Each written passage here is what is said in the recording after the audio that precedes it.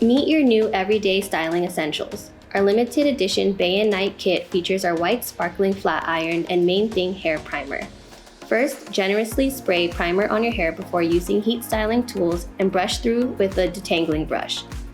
Select the desired heat setting by pressing on the power button inside the flat iron.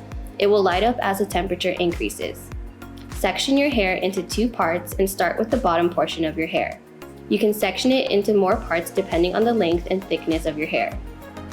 Next, select a 2 to 3 inch portion of hair and starting at the root, clamp down the flat iron and slowly straighten the hair, moving downwards. Make sure the flat iron is straight so you don't get any creases. Curl inward or outward at the end for a flared look. Repeat with the rest of your hair.